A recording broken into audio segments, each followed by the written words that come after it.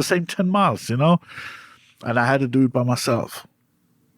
There was no groups at the time that were helping.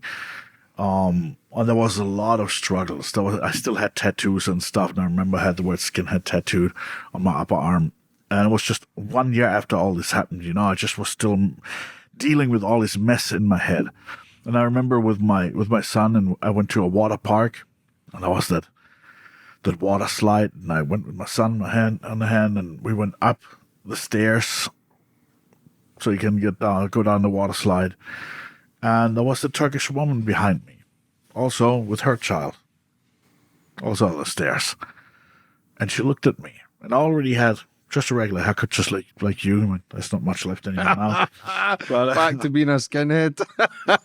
yeah. And my hair looked normal, you know, and but I had just swim trunks on, you know, and you could see the tattoo. And she saw that tattoo, and I could see the fear in her eyes. Because she identified skinheads as neo-Nazi, which means hate Turks.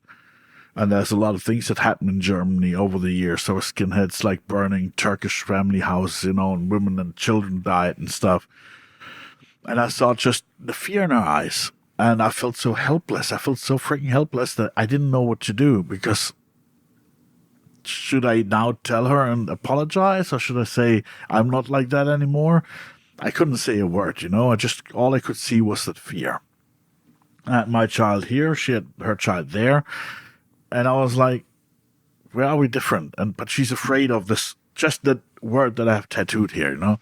And I was like, okay, this needs to be gone. So, and I decided to cover this tattoo up, and started to look for tattoo shops. Was really, really important for me. From that time on, every time I went to a water park, I used to Sharpie and drew something over it, or with duct tape. Remember one time I put a whole thing of duct tape around it, and it was hurtful for myself. And then also to see myself as this person that I wasn't anymore. And it was just 1 year after it, you know, I was not even fully de-radicalized yet. It was already hurtful. And then I started to sweep everything under the carpet. I was out of the movement.